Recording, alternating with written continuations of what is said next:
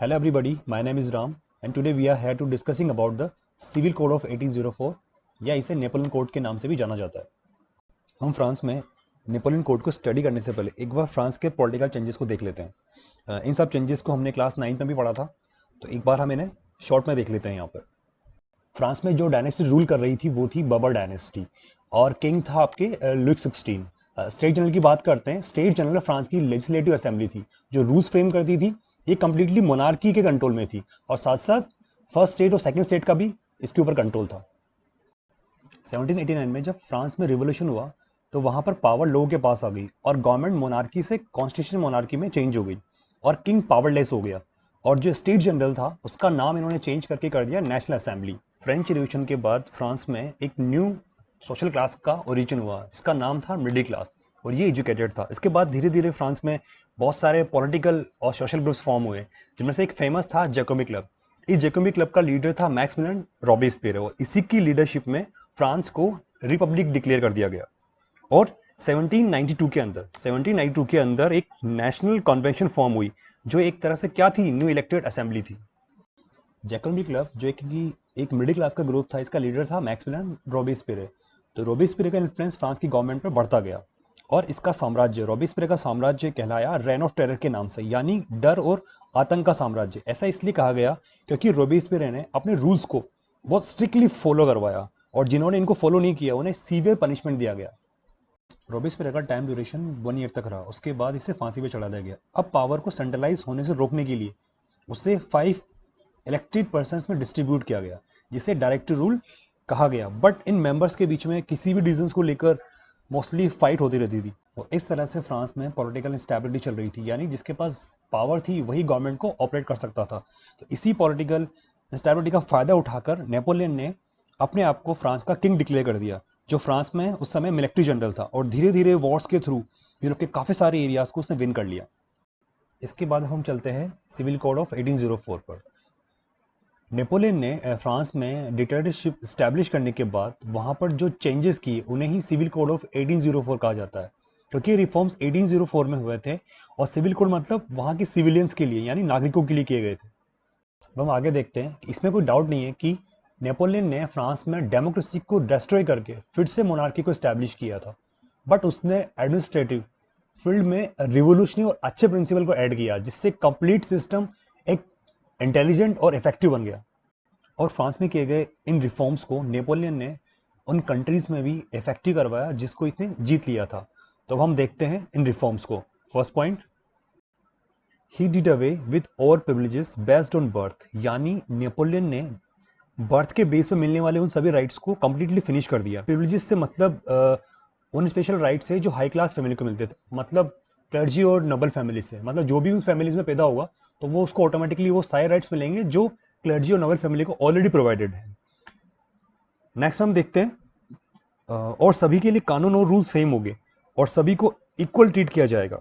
And secure the right of property, यानी कि अब कोई भी पर्सन अपनी प्रॉपर्टी के लिए गवर्नमेंट को क्लेम कर सकता है, मतलब गवर्नमेंट अब किसी भी पर्सन की प्रॉपर्टी को फोर्सफुली अपने पार्ट में इंक्लूड नहीं करेगी।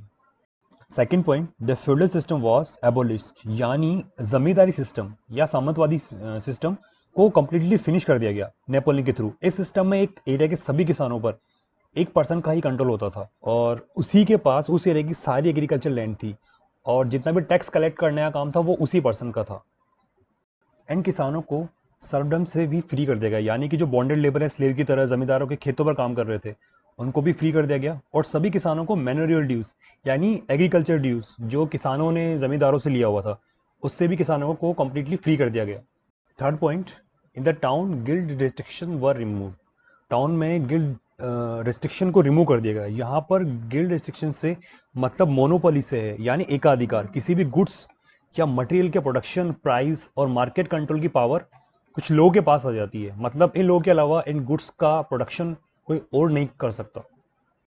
Next point, transport and communication system को इम्प्रूव किया गया ताकि इकोनॉमी को फायदा मिले। फिफ्थ पॉइंट, और सभी के लिए सेम रूल बनाए गए, मतलब वो किसी भी स्टेट से बिलोंग करता हो, first state, second state, third state, सभी के लिए सेम रूल्स होंगे। And standardize weight and measures, यानी मापने और तोलने की यूनिट्स को फिक्स किया गया जो पहले डिसाइड नहीं थी कि जैसे हमें एक किलो शुगर लेनी है तो 1 kg का वेट या बाट यूज़ होता है, पर पहले ये सब चीज़ें फिक्स नहीं थी, तो आप किसी को भी कम ज़्यादा मेज़र करके गुड्स को दे देते थे। तो इस तरह से ये चीज़ें काफ़ी सारी चेंजेस हुई और एक कॉमन नेशनल करेंसी का इंट्रोड्यूस किया गया, मतलब पूरे देश में एक ही करेंसी को इंट्रोड्यूस किया गया। इससे पहले अलग अलग स्टेट्स या अलग अलग एरिया में अलग अलग करेंसी यूज़ होती थी, जिससे बिजनेसमैन और ट्रेडर्स को काफ़ी प्रॉब्लम होती थी। पर एक सिंगल करेंसी के इंट्रोड्यूस होने के बाद ये चीज़ें बहुत आसान हो गई। 6 पॉइंट, नेपोलियन ने जिन भी एरियाज को कंक्योर किया था, मतलब जीत लिया था, जैसे कि हॉलैंड, स्विट्जरलैंड, ब्रसेल्स, मियांज, मिलान, वार्सा, तो इन सभी देशों में फ्रेंच आर्मीज का वेलकम हार्बिंगर्स ऑफ लिबर्टी के रूप में हुआ। मतलब हार्बिंगर्स मतलब यहाँ पर एंजल्स, यानी देवदूतों की तरह इनको माना गया कि ये आर्मी हमारे लिए एक आज़ादी लेके आए हैं, क्योंकि इन्होंने वहाँ के जो ओल्ड सिस्टम मतलब मोनार्की को कम्प्लीटली फिनिश करके नेपोलियन सिस्टम को इंट्रोड्यूस किया, मतलब नेपोलियन कोड को इंट्रोड्यूस किया। तो इनका स्वागत वहाँ पर एक हार्बिंगर ऑफ लिबर्टी के रूप में हुआ। नेक्स्ट पॉइंट, इस नेपोलियन कोड को उन एरियाज में भी अप्लाई किया गया जो फ्रेंच कंट्रोल में थे। उनमें Dutch Republic, Switzerland, Italy, Germany शामिल थे। नेक्स्ट पॉइंट में हम देखते हैं, but the initial enthusiasm soon turn to hostility.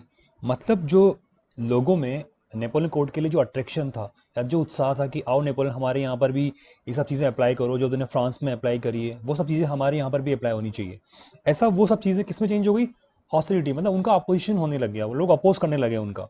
और इस अपोजिशन के पीछे रीज़न था new administrative arrangement did not go hand in hand with political freedom. मतलब रिफॉर्म्स तो काफ़ी हो रहे थे, सिस्टम भी काफ़ी अच्छा था, बट लोगों की पॉलिटिकल फ्रीडम खत्म होती जा रही थी। कैसे? इंक्रीज टैक्सेशन, यानी कि लोगों से काफ़ी ज़्यादा टैक्स लिया जा रहा था, जिससे लोगों पर काफ़ी बर्डन हो गया। सेकंड थिंग, सेंसरशिप, यानी कि बैन करना या रोक लगाना। नेपोलियन ने उस समय बुक्स, लिटरेचर और न्यूज़पेपर्स के पब्लिकेशन को अपने कंट्रोल में ले लिया था और उसे बैन कर दिया था, ताकि कोई भी पब्लिकेशन, बुक्स, लिटरेचर या न्यूज़पेपर उसके किसी भी एक्ट को क्रिटिसाइज नहीं कर पाया। Last point, forced conscription into the French आर्मीज। Napoleon ने यूरोप के अदर कंट्रीज को भी विन करने के लिए लोगों को जबरदस्ती अपनी आर्मी में भर्ती करना स्टार्ट किया, जिससे लोगों में उसके लिए अपोजिशन और गुस्सा बढ़ता गया। इस तरह से ये था civil code of 1804। I hope आपको सारे पॉइंट्स क्लियर होंगे। Thank you so much for watching this video.